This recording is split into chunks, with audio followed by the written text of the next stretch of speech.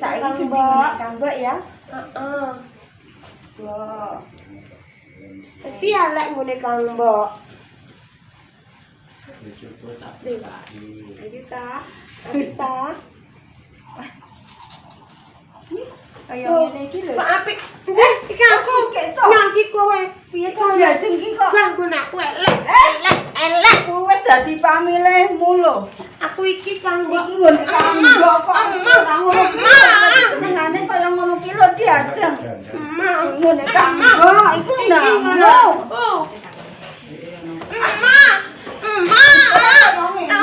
Ibu. Iki sampun Iki nggon aku. Rapi iki. Tambah iki wae. Tambah iki wae. Iki wae nyong. Iki ngene diajeng ku lho Kang Mbok. Aku emak. Kaya ngono kuwi kok lho karo Kang Mbok iki pamit. Aja ta. Iki mbak aku. Iki sing apik kon aku. Diajeng Kang Mbok.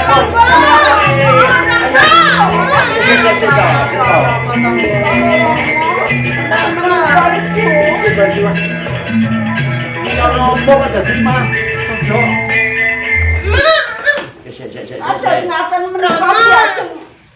Iki kepiye kena piye? Lah kuwi gun aku elek, gun aku iki ngene Kang Mbok karo Chandra Menika lho Ibu. Sito. Iki lho. Iki kepiye to Ngger? Kepiye to keadaan? Iya. Iki aku Iya. Nggih dalu ajeng sabar to Ngger sabar. Iki kepiye to iki kagungane sapa Iki marah ya wis kowe milih dhisik, ha? ning elek ning. Iya elek ning ya Oh, ngene Ngger dalu Iki lho, Mbok saiki gandeng kadangmu iki kepengin darbekmu wis ijolan. Mboten saged menika sampun dados pamilih kula menika gadane kadang diajeng kalau ajeng. inggir perkara golekan sesuk tak pundhutke sing luwih apik saka kuwi Ngger. Kene mangke rumiyin Kanjeng Ibu menika mboten bab utawi perkawis. Wis to. Menika golek sae napa awonipun menika entos dados Ngene to. pamilih kula. Ngger wis cukup menengo dhisik, romo nek ngendika dhisik ya, Ngger. Kene ya. Kang Mas monggo kawicasana wonten Iya. Menika namung perkara golekan lho. Iya. Kaya Gandul Candra kirana menika mboten purun nyalah niku lho. Iya, wis menengo dhisik. Aku tak ngendika padha rungokno. Iki duwekmu, engko to mengko dhisik to. Mengko tak suwunke. Iki ndekmu mau bundele ape nek bareng dibuka elek. Ngono to? Nggih. Iya. Iki jane iki wis kleru dhewe wong kowe mau mulih dhisik. Ning elek niki to. Iya, terus kowe kudu ndarbeni ndeke kadangmu tuwa kalau Nggih. Menika panjenengan ingkang ngendika. Iya. Kowe rasane wangi anakmu. Perkawis golekan lho namungen. Iya. Menika sae to Romo. Golekan menika marayo to sae to Romo. Iya,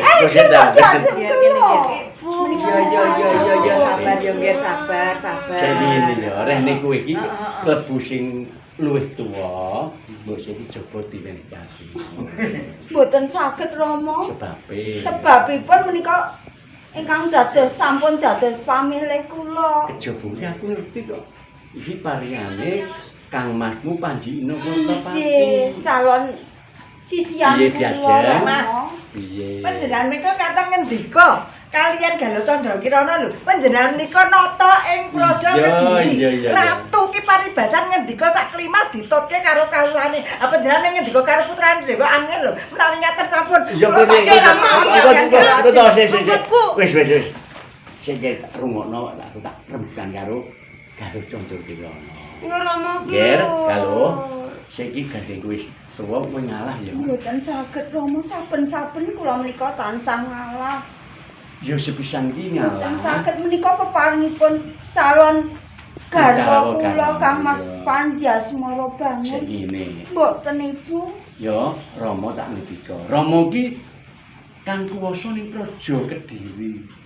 Yen kowe manut Rama, mestine lak ya kowe iki setya bekti karo Rama. Kula tansah setya bekti bangun miturut dhateng Rama. Iya. Ananging menika benten perkawisipun. Ning ya sepisan iki Rama mundhut. Awrat Kowe Rama. ngalah karo kadangmu galwajeng Mboten ya. saged. Wis. Ora diajeng wis dadi pamilih Nger, Galo Candra Kirana. Sepisan ibu ngendika karo sliramu ya Nger.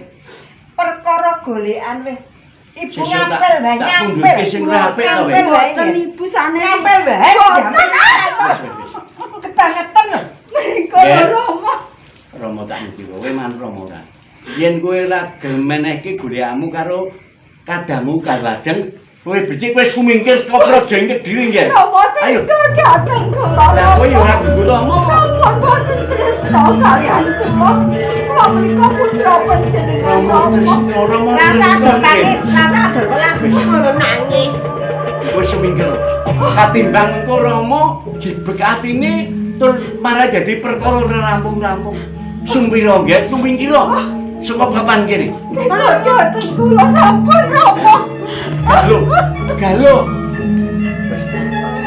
Wis, Perkara golekan mengko iki sing iki digawe sih. Malah. Mengko tak tututane tak tututi karo.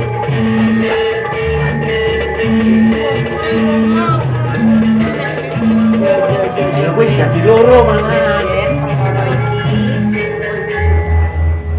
Budidaya.